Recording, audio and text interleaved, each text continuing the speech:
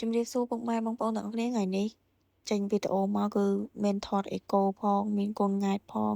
នេះគឺជារូបភាពអសោមានៅពីទូចបងប្អូនហើយខ្ញុំចងក្រងនេះគឺចងក្រងរយៈវីដេអូសម្រាប់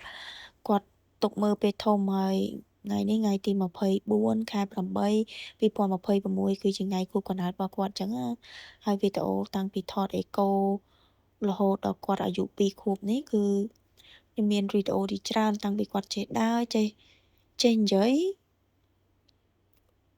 ចេះអង្គុយចេះវាគឺខ្ញុំមានវីដេអូជាច្រើនតែយើងចងក្រងយកតែវីដេអូណាខ្លះៗដើម្បីយកមកធ្វើជាវីដេអូសម្រាប់ថ្ងៃខួបកំណើតរបស់គាត់អញ្ចឹងណាបងប្អូនហើយអឺថ្ងៃនេះគឺខ្ញុំចង់ធ្វើវីដេអូនេះឡើងទុកសម្រាប់គាត់មើលពេលធំអញ្ចឹងណាបងប្អូនហើយនេះគឺជាថ្ងៃខួបកំណើតមួយខួបដែលខ្ញុំធ្វើឲ្យគាត់អញ្ចឹងណាបងប្អូនហើយចាប់ពីមួយខួបទៅគឺគាត់បានចេះអីខ្លះលេងអីខ្លះគឺខ្ញុំរើសបានមកដាក់នៅក្នុងវីដេអូនេះបានតែបន្តិចអញ្ចឹងណាបងដើរលេងណាខ្លះអីណាខ្លះអញ្ចឹងណាបងប្អូនទុកសម្រាប់គាត់មើលពេលធំទៅហើយសម្រាប់ថ្ងៃខួបកំណើតនេះខ្ញុំចង់និយាយថាអរគុណកូនសម្រាប់តែចូលមកក្នុងជីវិតម៉ាក់កូនគឺជាពលឺមួយសម្រាប់ជីវិតម៉ាក់ដែលធ្វើឲ្យភ្លឺសម្រាប់ជីវិតម៉ាក់អញ្ចឹងណាហើយសម្រាប់សោមាគឺជាក្មេងមួយដែលលូតលាស់មករឹងមាំឆ្លាតពូកែហើយគាត់តាំងពីគាត់ចេះដើរចេះវាមកគឺយើងនិយាយមកគាត់ស្ដាប់បានគាត់អត់រឹងទទឹងគឺចេះស្ដាប់ប្រកបហ្មងបងប្អូន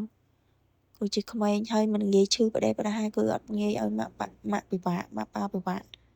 បាកសោះហ្មងគឺជាក្មេងម្នាក់ដែលល្អមែនតែនហ្មងអញ្ចឹងសង្ឃឹមថាកូនធំឡើងធ្វើជាមនុស្សល្អរៀនពូកែហើយនឹងឆ្លាតរឹងមាំហើយសូមឲ្យជួបតែមនុស្សល្អជុំវិញខ្លួនអញ្ចឹងណាហើយនេះគឺជាថ្ងៃខួបកំណើតដែលខ្ញុំធ្វើឲ្យគាត់ទិញនំមកគឺឲ្យគាត់កាត់អញ្ចឹងណាបងប្អូនហើយគឺសប្បាយចិត្តមែនតើព្រោះអីបើការតែគាត់មកខួបនោះគាត់អត់សូវដឹងអញ្ចឹងដល់ពេល